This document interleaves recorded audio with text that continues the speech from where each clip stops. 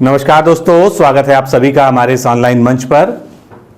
आज के वीडियो में हम लोग ब्लड और ब्लड सर्कुलेटरी सिस्टम इसके बारे में पढ़ेंगे। तो ये पहला लेक्चर है। आज हम लोग जो है ब्लड के बारे में संपूर्ण बेसिक्स पढ़ेंगे कि ब्लड होता क्या है, ब्लड के कौन कौन से कंपोनेंट हैं, कौन कौन से उसमें ग्रेन्यूल्स पाए जाते हैं, कार्पल्स कौन कौन से पाए जाते हैं और उनकी विशेषता क्या है। तो ब्लड से रिलेटेड, ब्लड ग्रुप से रिलेटेड बहुत सारे क्वेश्चंस जो है आपके एग्जाम्स में आते हैं। चाहे कोई भी एग्ज़ाम हो, सभी में जो है एक ये इम्पॉर्टेंट टॉपिक माना जाता है, हर एग्ज़ाम के लिए जो है ज़रूरी है। तो इस वीडियो को तो पूरा देखिएगा, क्योंकि थोड़ा विस्तृत तरीके से मैं आपको जैसे बताऊंगा। केवल हम पॉइंट्स में बात नहीं करेंगे, हम जो है उसको थोड़ा डेप्थ में जानेंगे और अगले पार्ट में इसके जो है हम लोग ब्लड ग्रुप और सर्कुलेटरी सिस्टम को पूरा पढ़ेंगे। तो आज हम लोग को जो है ब्लड पढ़ना है। वीडियो स्टार्ट करने से पहले मैं आपको बता दूं कि हमारी 2 टेस्ट सीरीज जो आने वाले 2 एग्जाम हैं जो अति महत्वपूर्ण है। सबसे पहले हम बात करते हैं पीसीएस की। तो यूपी पीसीएस का आप लोग जानते हैं कि एप्लीकेशन लाइव हो चुका है, जो है आप लोग फॉर्म भर रहे होंगे और 15 दिसंबर को ये एग्ज़ाम होना प्रस्तावित है। बहुत पहले से ही जो है ये आयोग के द्वारा तय कर दिया गया था। इसके लिए जो हम लोगों ने टेस्ट सीरीज लॉन्च की है, इसमें 25 टेस्ट हैं और 25 टेस्ट संपूर्ण व्याख्या सहित हैं। साथ में सबसे बड़ी विशेषता ये है कि इसमें जो क्वेश्चंस हमने दिए हैं वो बाइलिंगुअल दिए हैं और आप एक साथ हिंदी और इंग्लिश दोनों में क्वेश्चंस को देख पाएंगे। लेकिन जो इसका डिस्क्रिप्शन आपको मिलेगा वो केवल हिंदी में मिलेगा। ये एक महत्वपूर्ण है, टेस्ट ज्वाइन करने से पहले आप जरूर जान लें। और टेस्ट कैसा है इसको देखने के लिए आप डिकोड एग्जाम का ऐप डाउनलोड कर लीजिए। कहाँ से? प्ले स्टोर से जाकर, गूगल प्ले स्टोर से। उसके बाद वहाँ पर अपना साइनअप बना लीजिए, जैसे नए यूजर्स अपना साइनअप क्रिएट करते हैं। उसके बाद लॉगिन करके आप टेस्ट सेक्शन में जाइए। वहाँ पर आपको 2 टेस्ट मिलेंगे। एक तो आपको यूपी पीसीएस मिलेगा और दूसरा जो है यूपी ट्रिपल एससी का जूनियर असिस्टेंट। तो आप जो भी ज्वाइन करना चाहते हो उसका आप डेमो टेस्ट जो है जरूर दीजिए। डेमो टेस्ट सभी के लिए फ्री है और उसकी पीडीएफ फाइल वहाँ से डाउनलोड करके पढ़िए। वो भी जो है आप इजीली कर सकते हैं। अगर आपको नहीं भी टेस्ट ज्वाइन करना है तो कम से कम इस सुविधा का जरूर लाभ उठाएं कि आप वहाँ पर जो है डेमो टेस्ट को दीजिए और उसकी पीडीएफ को डाउनलोड कीजिए, क्योंकि पीडीएफ में जो है बहुत ही इंपॉर्टेंट मटेरियल आपके लिए दिया हुआ है। अगर आपको क्वालिटी और क्वांटिटी कंटेंट अच्छा लगता है तो आप जो है टेस्ट को ज्वाइन कर सकते हैं। कोई भी असुविधा हो आपको तो आप सीधे इस नंबर पर कांटेक्ट करें। तो चलिए शुरू करते हैं आज का हम वीडियो। तो सबसे पहले रक्त के बारे में यानी ब्लड के बारे में कुछ बेसिक बातें जो फैक्ट के फॉर्म में एग्जाम में पूछी जाती हैं। तो रक्त एवं उससे संबंधित अध्ययन यानी ब्लड या उससे रिलेटेड कोई अध्ययन क्या कहलाता है? हेमेटोलॉजी कहलाता है। मानव रक्त जो है एक श्यान द्रव है, यानी एक विस्कस लिक्विड है। विस्कस क्या होता है? जिसको हम ये भी कह सकते हैं कि अर्ध तरल होता है और चिपचिपा होता है। तो विस्कस होता है ये सभी क्वेश्चन किसी ना किसी एग्जाम में पूछे जा चुके हैं। जितने ये पॉइंट्स आपके सामने दिए हुए हैं। रक्त जो है एक सेमी लिक्विड होता है, जैसे मैंने बात की जो है, और रक्त रुधिर वाहिनियों में प्रवाहित होने वाला तरल है जो कि संयोजी ऊतक है। तो रक्त अगर जो है, क्योंकि रक्त क्या है, ब्लड क्या है, एक टिश्यू है।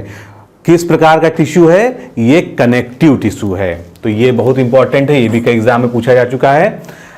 अब इसमें जो विस्कोसिटी होती है, जो चिपचिपापन, गाढ़ापन होता है, सेमी लिक्विड जो होता है, तो इसकी विस्कोसिटी या श्यानता किस कारण होती है? क्योंकि इसमें जो है कार्पल्स पाई जाती हैं। कौन कौन सी? आरबीसी, डब्ल्यूबीसी, ये मुख्य हैं। तो ये कार्पल्स की वजह से इसमें जो है विस्कोसिटी होती है। ये भी पूछा जा चुका है कि विस्कोसिटी किन कारण होती है। रक्त का जो तरल पार्ट है यानी लिक्विड पार्ट है उसको हम प्लाज्मा कहते हैं, और जो उसका जो है अतरल पार्ट है वो जो है क्या, वो ग्रेन्यूल से बना होता है, जो ये शरीर के प्रत्येक अंग में बहता है तथा पदार्थों का परिवहन भी करता है। इसीलिए इसको परिसंचारी ऊतक या सर्कुलेटरी टिश्यू के नाम से भी जानते हैं, क्योंकि ऑक्सीजन का परिवहन तो करता ही है, उसके अलावा जितने भी न्यूट्रिएंट्स होते हैं जो हमारे शरीर में हजम किए जाते हैं, मतलब खाने के बाद जो एब्जॉर्ब कर लिए जाते हैं, अवशोषण हो जाता है आंतों द्वारा, वो रक्त के माध्यम से ही कोशिकाओं को जाता है, जिससे वहां पर जो है उन एनर्जी पैदा करने के लिए फ्यूल पहुंच सके। मानव शरीर में रक्त की मात्रा जो है लगभग 5 से 6 लीटर होती है। ये जो है सभी के शरीर में बॉडी वेट के हिसाब से जो है वेरी करती है और ये हमारे शरीर के आयतन का लगभग 1/13 भाग होता है। मानव शरीर में रक्त परिसंचरण तंत्र, जिसको हम ब्लड सर्कुलेटरी सिस्टम कहते हैं, इसकी खोज किसने की थी? विलियम हार्वे ने इसकी खोज की थी। अब इसमें कुछ और भी महत्वपूर्ण खोजें हैं। अगर ये क्वेश्चन आता है कि आरबीसी की खोज किसने की थी, तो एंटनी वॉन ल्यूवेनहॉक द्वारा जो है आरबीसी की खोज की गई थी और गैब्रियल एड्रल व विलियम एडिसन ने डब्ल्यूबीसी की खोज की थी। कार्ल लैंडस्टीनर भी एक जो है प्रसिद्ध जाना माना नाम है जो है इस क्षेत्र में, क्योंकि उन्होंने ABO system of blood group की खोज की थी। तो ये सब जो है फैक्ट की बातें हो गई। अब हम जो है आते हैं कि जो हमारा ब्लड है उसके जो है मेन कंपोनेंट क्या होते हैं। तो सबसे पहले हम दो चीज़ें जानते हैं, क्योंकि ये एक जो है कनेक्टिव टिश्यू होता है, तो इसमें जो है इसको हम मेजर जो है 2 भागों में बांट सकते हैं। पहला जो है क्या है? पहला है लिक्विड पोर्शन, जिसको हम क्या कहते हैं? लिक्विड पोर्शन को ही हम प्लाज्मा कहते हैं। तो लिक्विड पोर्शन प्लाज्मा हो गया और दूसरी तरफ क्या हो जाती है? हिंदी में हम जिसको कणिकाएं कहते हैं। दूसरी चीज क्या होती है? हिंदी में उसको कणिकाएं कहते हैं, इंग्लिश में हम इसको कार्बसेल्स कहते हैं। तो अब इस डिवीजन को हम जो है अच्छे से समझेंगे और अगर आप इस लेक्चर को देखते हुए नोट करना चाहते हैं तो उसको जो है आप नोट करते चलिए, जिससे आपको सिस्टमैटिक तरीके से ये सब चीज़ें याद हो जाएं। तो अब हम लिक्विड पोर्शन या प्लाज्मा की बात करते हैं। तो सबसे बड़ी बात आती है कि जो हमारा ये ब्लड है इसमें प्लाज्मा कितने % होता है? तो प्लाज्मा का इसमें परसेंटेज होता है 55%। और वहीं पर अगर हम कार्बसेल्स की बात करें तो नेचुरल है, जो बचा हुआ भाग है 45% जो है लगभग इसमें रक्त की कणिकाएं होती हैं, जिसमें आरबीसी, डब्ल्यूबीसी इत्यादि आती हैं। अब प्लाज्मा के अंदर क्या क्या होता है? तो प्लाज्मा का जो कंपोजिशन होता है इसको भी हम 2 भागों में बांट सकते हैं। सबसे बड़ा भाग इसमें क्या होता है? वाटर या जल। ये कितना होता है? ये जो है लगभग 90% जो है होता है। और दूसरा जो है इसमें क्या होती है? प्रोटीन होती है। प्लाज्मा में प्रोटीन होती है। ये कितने % होती है? लगभग 10% प्रोटीन जो है इसमें प्लाज्मा में पाई जाती है। तो ये हो गया जो है प्लाज्मा की बात जो है। अब जो मुख्य इसमें बात है वो है कार्बसेल्स। कार्बसेल्स जो है हमारे 3 तरह के होते हैं। सबसे पहले हम बात करते हैं आरबीसी की, दूसरी जो है डब्ल्यूबीसी यानी वाइट ब्लड सेल्स, तीसरा जो है कौन सा कार्बसेल्स हो गया? ये प्लेटलेट हो गया। अब ये तीनों जो है, अब सबसे जो है महत्वपूर्ण पोर्शन क्या हो गया? जो कार्बसेल्स हैं वो कितना है पूरे ब्लड का? 45% है। कार्बसेल्स में 99% भाग किसका होता है? आरबीसी, यानी सबसे अधिक मात्रा में आरबीसी जो है हमारे ब्लड में, अगर कार्बसेल्स की बात करें, उसमें पाई जाएगी। आरबीसी के अन्य नाम क्या होते हैं? तो आरबीसी रेड ब्लड कार्बसेल्स या लाल रक्त कणिकाएं इनको कहा जाता है हिंदी में, और इंग्लिश में इसके लिए स्पेसिफिक नाम है इरिथ्रोसाइट सेल्स। तो ये क्या है? इरिथ्रोसाइट्स हैं। अब इसमें जो है इसकी विशेषता क्या है? इसमें हीमोग्लोबिन पाया जाता है। हीमोग्लोबिन क्या है? Haem plus globin. तो हीम प्लस ग्लोबिन, हीम का अर्थ यहां पर क्या हो गया? आयरन। और ग्लोबुलिन क्या हो गया? तो ग्लोबुलिन जो है ये एक तरह की प्रोटीन हो गई। तो आयरन और ये ग्लोबुलिन मिलकर जो है हीमोग्लोबिन का निर्माण करते हैं। इसी कारण जो है हमारे रक्त का रंग लाल होता है, क्योंकि वो हीम की वजह से लाल होता है। अब इसके बारे में और कुछ जो है इंपॉर्टेंट फैक्ट्स क्या है कि ये केवल जो है वर्टिब्रेट्स की में ही पाए जाते हैं, यानी जो हीमोग्लोबिन है ये केवल रीढ़ वाले जंतुओं में, जिनमें मेरुरज्जु पाई जाती है, यानी वर्टिब्रेट्स में ही पाए जाते हैं। और स्तनधारियों की जो आरबीसी होती है, यानी मैमल्स की जो आरबीसी होती है, उसमें केंद्रक नहीं पाया जाता है। लेकिन इसके 2 अपवाद हैं। वो कौन से हैं? ऊंट और लामा। ऊंट और लामा दोनों एक ही जैसे जो है जानवर हैं। दोनों की ही जो है आरबीसी में ये दोनों ही स्तनधारी हैं, मैमल हैं, उसके बावजूद जो है इनमें आरबीसी में केंद्रक पाया जाता है। तो ये जो है अपवाद है, इसलिए कई बार पूछा गया है। अब हम बात करते हैं कि ये जो हीमोग्लोबिन है, क्योंकि हीमोग्लोबिन से जो है बहुत जुड़े हुए क्वेश्चन आते हैं, तो हमने कहा कि हीमोग्लोबिन आयरन और ग्लोबुलिन प्रोटीन से मिलकर बना है। आयरन इसमें कितना पार्ट होता है? 4% होता है। ग्लोबुलिन प्रोटीन कितनी होती है? 96% होती है। अब हीमोग्लोबिन का श्वसन में यानी हमारे जो रिस्पायरेशन में बहुत बड़ा रोल है, क्योंकि जो गैसियस एक्सचेंज होता है उसका कैरी करने का काम जो है हीमोग्लोबिन करता है, और हीमोग्लोबिन में विशेषकर जो है जो हीम होता है। तो कैसे? आपने सांस लिया, सांस के साथ जो है ऑक्सीजन आपके शरीर में अंदर गई, फेफड़े में जो है रक्त में वो ऑक्सीजन जो है ब्लड से मिली। ब्लड से मिलने का यहाँ मतलब क्या है कि उसने जो है आयरन से जुड़ गई। तो आयरन से ऑक्सीजन जुड़ गई तो क्या बना लिया इसने? ऑक्सी हीमोग्लोबिन इसने बना लिया। ऑक्सी हीमोग्लोबिन रक्त के द्वारा जो है सारे पूरे शरीर में जो है सर्कुलेटरी सिस्टम में सर्कुलेट होता है, सारी कोशिकाओं तक पहुंचता है, और वहां पर जो है इसमें से जो ऑक्सीजन है ये जो है टिश्यूज द्वारा ग्रहण कर लिया जाता है। और इसके अलावा जो वहां पर कार्बन डाइऑक्साइड होती है वो ऑक्सीजन फिर से जो है हीम के साथ जुड़ जाती है। तो ऑक्सीजन वहां पर जो है हीम से अलग हो जाती है, वो हमारे रिस्पायरेशन में काम आती है। और जो कार्बन डाइऑक्साइड होती है ये हीमोग्लोबिन से जुड़ के कार्बोक्सी हीमोग्लोबिन नामक एक अस्थायी तत्व, अस्थायी पदार्थ का निर्माण करता है।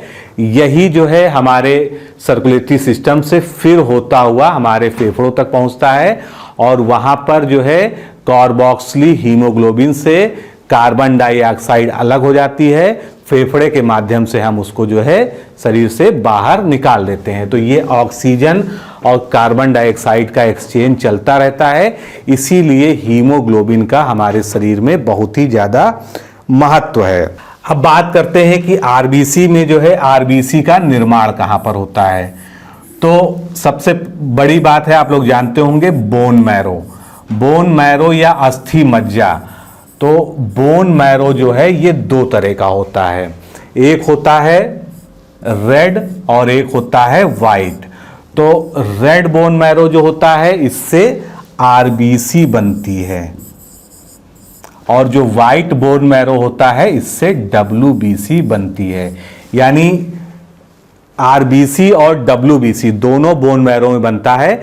अगर एक जनरलाइज्ड क्वेश्चन आता है तो आप जो है केवल, क्योंकि ऑप्शन जरूरी नहीं है आपके सामने कि रेड बोन मैरो वहां पर लिखा हो, क्योंकि अक्सर जो परीक्षा में क्वेश्चन आता है उसमें सीधा सीधा बोन मैरो ही लिखा होता है। लेकिन कभी आ जाए कि वाइट बोन मैरो में क्या बनता है तो आपको डब्ल्यूबीसी बताना होगा। अब बात आती है कि जो भ्रूणी अवस्था होती है मनुष्य की, जब मनुष्य जो है एम्ब्रियोनिक स्टेज में होता है उस समय जो है उसका बोन मैरो तो डेवलप नहीं होता है, उस समय जो है उसके शरीर में ये कहाँ पर बनता है, यानी आरबीसी का निर्माण कहाँ पर होता है। तो इस क्वेश्चन का आंसर जरूर याद रखिएगा।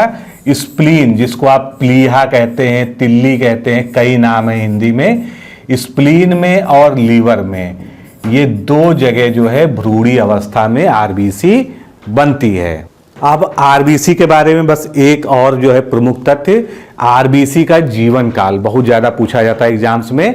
तो आरबीसी का जो जीवन काल जो है लगभग 120 दिन होता है। अब हम डब्ल्यूबीसी की बात करते हैं। डब्ल्यूबीसी यानी वाइट ब्लड कार्पसल्स यानी श्वेत रक्त कणिकाएं, और टेक्निकली इसका क्या नाम है, ल्यूकोसाइट्स। ये दो तरह की होती हैं। ग्रेन्यूल्स इसके साइटोप्लाज्म में पाया जा रहा है कि नहीं पाया जा रहा है, इसके आधार पर इसको दो तरह से बांटा जाता है। अगर ग्रेन्यूल्स पाया जाता है तो उसको क्या कहेंगे, ग्रैन्युलोसाइट्स कहेंगे, और अगर नहीं पाया जाता है तो उसके आगे ए लग जाएगा, ए ग्रैन्युलोसाइट्स। तो ये जो है इसका जो है बड़ा डिवीजन हो गया।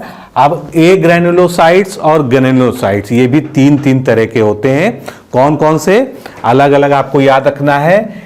ग्रैनुलोसाइट्स में जो है आपका आ गया न्यूट्रोफिल, स्नोफिल और बेसोफिल्स, ये तीन तरह के जो है ग्रैनुलोसाइट्स हो गए।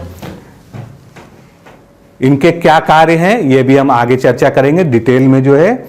अब ए ग्रैनुलोसाइट्स की बात करें तो ये तीन तरह के हो जाएंगे, लिम्फोसाइट्स, मोनोसाइट्स और मैक्रोफेजेस। ये तीन तरह का इसका डिवीजन हो जाएगा।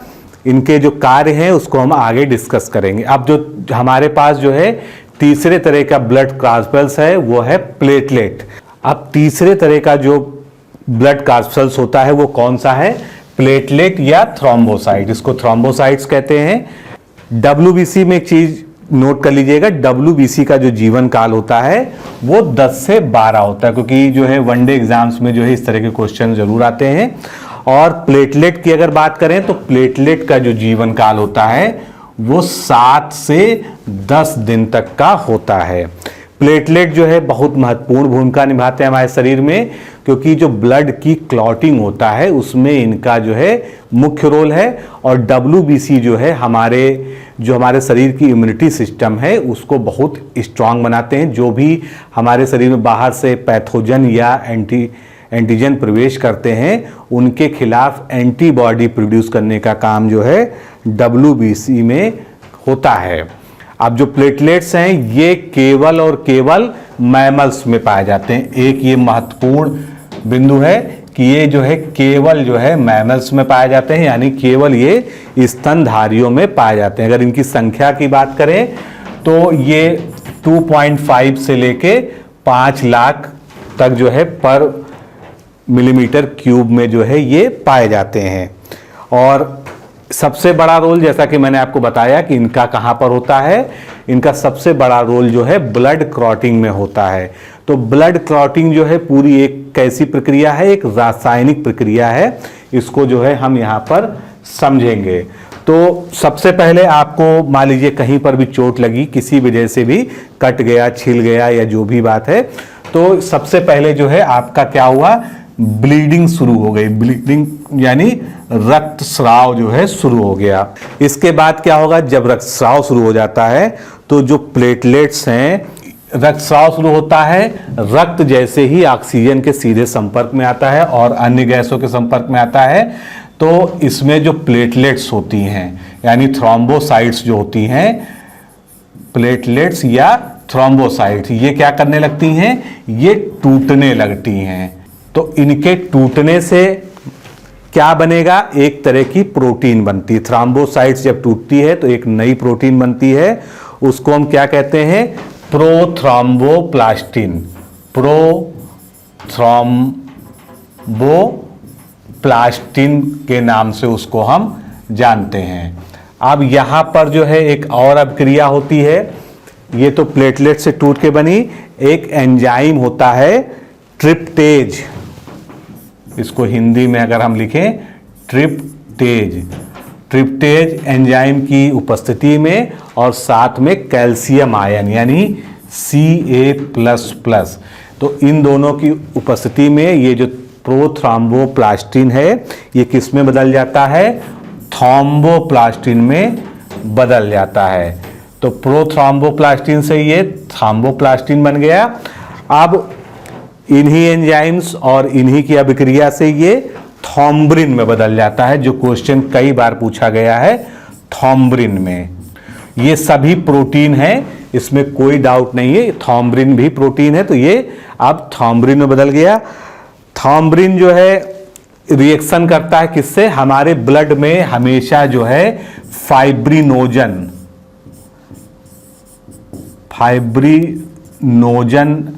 नामक एक जो है प्रोटीन पाई जाती है, उससे ये थ्रोम्ब्रिन जो है रिएक्ट करता है, अभिक्रिया करता है, उससे क्या बनता है, फाइब्रिन बनता है।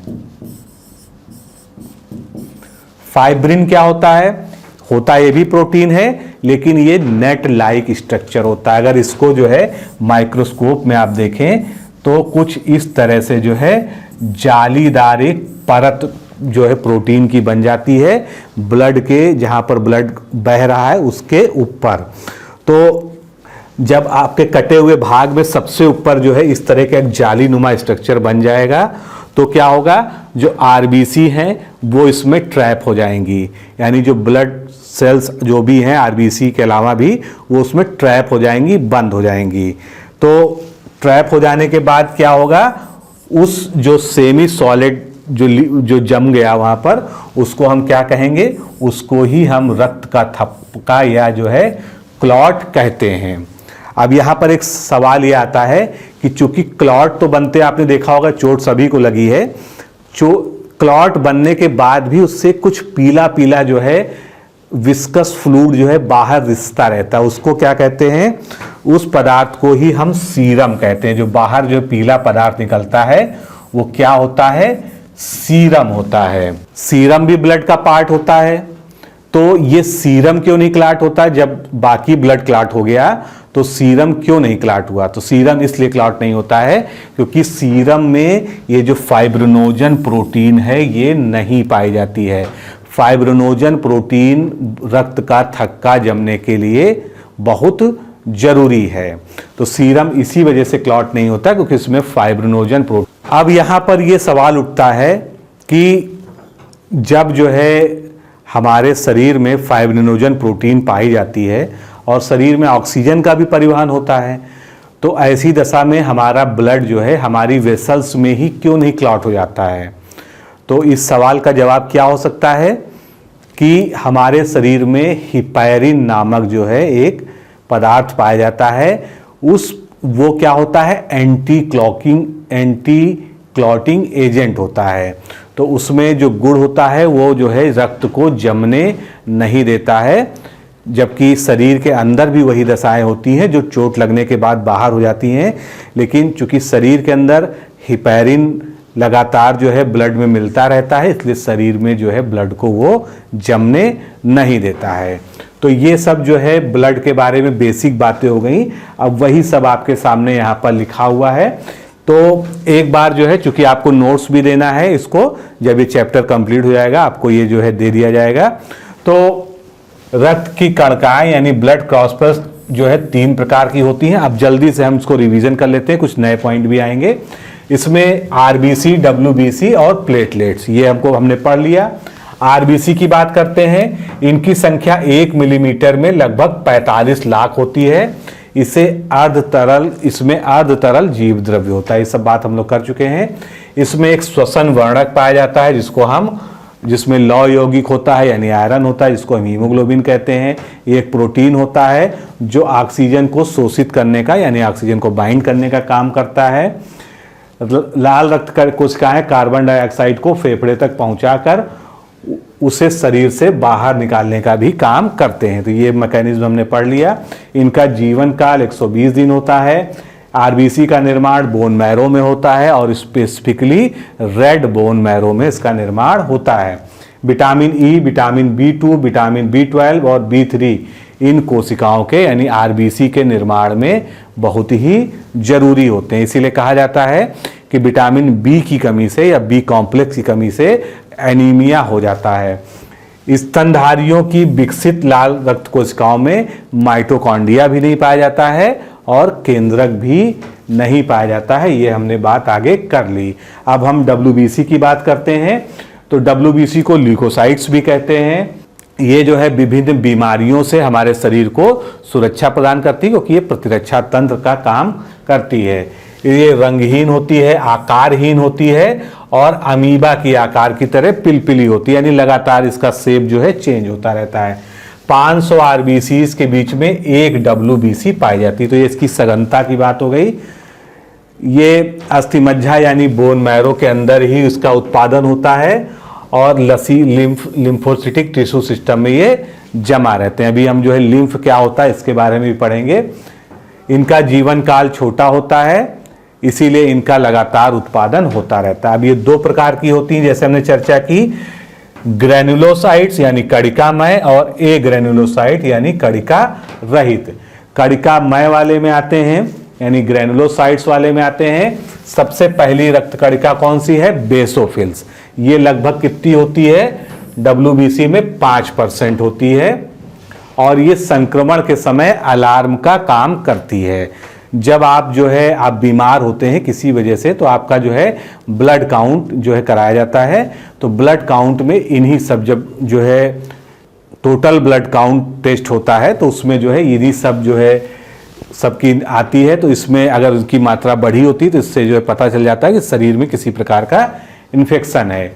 ये हिस्टामिन नामक एक रसायन का स्रावण करती है जो एलर्जी रोगों का सूचक होती है और शरीर के प्रतिरक्षा प्रक्रिया को नियंत्रित करने में मदद करता है। इस्नोफिल्स की बात करते हैं, ये जो है लगभग 3% होती है और ये परजीवी को मारने, कैंसर कोशिकाओं को नष्ट करने, एलर्जी प्रतिक्रियाओं के खिलाफ सहायता करने में शरीर की मदद करते हैं। न्यूट्रोफिल्स ये लगभग 67% होती है, यानी जो है सबसे ज़्यादा जो है ये होती है न्यूट्रोफिल्स, 67% होती है। ये बैक्टीरिया और फंजाई को मारकर पचाने का काम करती है। शरीर में इनकी संख्या सबसे ज़्यादा होती है। संक्रमण हमलों की स्थिति में ये रक्षा की पहली पंक्ति में होते हैं, यानी सबसे पहले जो है ये बचाव में आगे आते हैं। आगे चलते हैं। अब कणिका रहित जो है यानी ए ग्रेनुलोसाइट्स WBC कौन कौन सी हैं, तो 3 हैं, लिम्फोसाइट, मोनोसाइट और मैक्रोफेजेस। लिम्फोसाइट जो है ए ग्रेनुलोसाइट्स में लगभग 25% हैं। ये बैक्टीरिया, वायरस और अन्य संभावित हानिकारक संक्रमणों के खिलाफ शरीर की रक्षा करती हैं। मोनोसाइट्स ये लगभग 1.5% तक होती हैं और ये मुख्यतः जीवाणुओं को नष्ट करती हैं। मैक्रोफेजेस ये लगभग 3% तक होती है और ये भी जो है जीवाणुओं के विरुद्ध शरीर की रक्षा करती है। अब लिम्फोमा, अभी हमने लिम्फोसाइट की चर्चा की, तो लिम्फोमा जो है उसी से एक जुड़ी हुई एक बीमारी है। लिम्फोमा एक प्रकार का कैंसर है जो प्रतिरक्षा प्रणाली में मौजूद संक्रमण से लड़ने वाली कोशिकाओं में शुरू होता है, जिन्हें लिम्फोसाइट्स कहते हैं। ये कोशिकाएं लिम्फ नोड्स, स्प्लीन, थाइमस और बोन मैरो और शरीर के अन्य भागों में मौजूद होती हैं। जब कोई लिम्फोमा से ग्रस्त होता है तो लिम्फोसाइट स्वरूप में बदल जाते हैं और नियंत्रण से बाहर होकर बढ़ने लगते हैं। इसी कंडीशन को जो है कैंसर कहते हैं, जिसका स्पेसिफिक नाम क्या है, लिम्फोमा है। अब प्लेटलेट्स की बात करें, हमने पूरा रक्त के थक्का जमने की प्रक्रिया को भी समझा था। तो प्लेटलेट्स या थ्रोम्बोप्लास्टिन जो है, थ्रोम्बोसाइट्स, ये आकार में प्लेट की तरह होते हैं। छोटी रक्त कोशिकाएं होती हैं जो ब्लीडिंग को रोकने के लिए रक्त को थक्का जमाने में मदद करते हैं। तो प्लेट के आकार के होने के कारण इनको प्लेटलेट्स कहते हैं। प्लेटलेट्स का निर्माण भी श्वेत और लाल रक्त कणिकाओं के साथ ही अस्थि मज्जा में यानी बोन मैरो में होता है। इनका जीवन काल जो है 7 से 10 दिनों का होता है। इनमें केंद्रक नहीं होता है, ये भी एक इंपॉर्टेंट पॉइंट याद रखिएगा। और 1 घन मिलीमीटर ब्लड में इनकी संख्या लगभग जो है 25 लाख तक होती है। तो डेंगू जो आजकल चर्चा का विषय बना हुआ है और हर साल चर्चा का विषय बन जाता है, डेंगू में जो है शरीर की प्रतिरक्षा प्रणाली कमज़ोर हो जाती है, जिसमें जो है हमारा बहुत सारा जो है प्लेटलेट्स का नुकसान हो जाता है। इसीलिए उसमें प्लेटलेट काउंट एकदम से बहुत तेज़ी से गिरता है। ये केवल स्तनधारियों में यानी मैमल्स में पाई जाती है और रक्त में इनकी संख्या जो है 2.5 से 4 लाख पर mm होती है। अब बात करते हैं लिम्फ। जैसे रक्त होता है उसी तरह का कुछ जो है लिम्फ होता है, लेकिन लिम्फ और रक्त में काफ़ी सारे अंतर हैं जिसको हम समझेंगे। तो लिम्फ है क्या? एक प्रकार की श्वेत रक्त कणिकाएं हैं जिनका निर्माण लसिका ग्रंथियों यानी लिम्फ नोड्स, झिल्ली, थाइमस ग्रंथि तथा अस्थि मज्जा के द्वारा किया जाता है। यह एक अंतःस्रवित द्रव है। अब इसको थोड़ा सा समझ लीजिए। जैसे मान लीजिए 2 सेल्स हैं, इस तरह से आजू अगल बगल की 2 सेल्स हैं, ये मान लीजिए एक तीसरी सेल है। तो जो भी 2 सेल होती हैं उनके बीच में कुछ ना कुछ जो है इंटरसेलुलर स्पेस होता है यहाँ पर इस तरह से। तो ये जो इंटरसेलुलर स्पेस होता है, इसमें जो फ्लूइड पाया जाता है वही लिम्फ होता है। लिम्फ में क्या होता है, जब WBC और RBC जो है उससे अलग हो जाते हैं तो जो है लिम्फ कहलाता है। तो इसको यहाँ समझिएगा कि रुधिर कोशिकाओं से अगर प्लाज्मा को और श्वेत रुधिर कणिकाएं को छान कर ऊतकों में पहुंच जाती हैं। तभी ये छना हुआ जो है तरल जो है जो सेपरेट हो जाता है उसको हम लसीका या लिम्फ कहते हैं। लसीका तंत्र जो जिस तरह से ब्लड सर्कुलेटरी सिस्टम चलता है उसी तरह से लिम्फेटिक सिस्टम भी चलता है। तो लिम्फेटिक सिस्टम जो है के द्वारा जो है ये वापस रुधिर में पहुंचता है, यानी ये ब्लड से अलग भी होता है और वापस आके फिर ब्लड में मिल जाता है। जब इसमें से WBC प्लाज्मा अलग हो जाते हैं तब ये जो है लिम्फ कहलाने लगता है। लसीका अंगों व लसीका गांठों में एंटीबॉडीज का निर्माण होता है। जो सबसे बड़ा इसका फायदा है कि जो एंटीबॉडीज होती हैं किसी भी बाहरी प्रतिजन या एंटीजन के खिलाफ हमारे शरीर में बनती हैं, वो उसको बनाने का काम जो है लिम्फ नोड्स में होता है जहां पर एंटीबॉडीज बनती हैं, और यही जो है हमारी इम्यूनिटी सिस्टम का जो है मुख्य भाग होता है। अब जल्दी से समझ लेते हैं कि जो ब्लड है और जो लिम्फ है इसमें मेजर अंतर क्या है। तो रक्त जो है लाल रंग का होता है, हम लोग जानते हैं क्योंकि उसमें वो पाया जाता है हीमोग्लोबिन, लेकिन लसीका जो है प्राय रंगहीन या हल्का पीला होता है। यानी जो लिम्फ है वो तो एक फ्लूइड लेकिन वो हल्का पीला या रंगहीन होता है। रक्त रुधिर वाहिनी अथवा धमनी और सिरा में प्रवाहित होता है, वेन और आर्टरी में प्रवाहित होता है, जबकि जो लिम्फ होता है ये ऊतकों के बीच जो खाली स्थान होता है उसमें प्रवाहित होता है। यानी जो टिश्यूज के बीच में जो स्पेस होता है उसके बीच में इसका जो है आना जाना होता है। रक्त का प्रवाह यानी ब्लड का जो फ्लो होता है वो द्विदिशीय होता है। कैसा जो है वो जो है हार्ट तक जाता है, हार्ट से वापस आता है, लेकिन जब लसीका का प्रवाह होता है वो केवल एक दिशीय होता है, यानी ऊतक से हृदय की ओर ही होता है और हृदय से ऊतक की ओर नहीं होता है। लसीका में फाइब्रिनोजन क्या है? वही प्रोटीन जो हमारे रक्त के थक्का बनाने के लिए बहुत जरूरी है ब्लड क्लॉटिंग में, इसकी मात्रा बहुत कम पाई जाती है, जबकि ब्लड में फाइब्रिनोजन की मात्रा अधिक पाई जाती है। तो ये प्रमुख अंतर हो गए। लसीका थक्के कम बनाती है क्योंकि उसमें फाइब्रिनोजन कम पाया जा रहा है, इसलिए उनकी क्लॉटिंग कम होती है। और फाइब्रिनोजन की मात्रा कम होने के कारण लेकिन रुधिर आसानी से थक्के बना लेता है क्योंकि इसमें फाइब्रिनोजन की मात्रा ज़्यादा होती है। तो ये जो है ब्लड और लिम्फ का जो है प्रमुख अंतर हो गया। तो आज के लेक्चर में हम यहीं पर रुकते हैं क्योंकि जो है ब्लड और उसके कंपोनेंट ये हमने पढ़ लिए। अगले लेक्चर में हम इसको कंटिन्यू करेंगे। इसमें अगले में हम लोग ब्लड ग्रुप पढ़ेंगे, किस तरह से जो है माता पिता से संतान में जो है ब्लड ग्रुप को जो है निकाला जाता है, कैसे पहुंचता है, अगर ए और बी है माता पिता का तो बच्चे का क्या होगा, इस तरह के जो सवाल होते हैं उससे सब आपके क्लियर हो जाएंगे। और ब्लड से जुड़ी कई सारी बीमारियां हैं जिसको हम अगले जो है लेक्चर में कवर करेंगे। तो आज के लिए इतना ही। नमस्कार, धन्यवाद।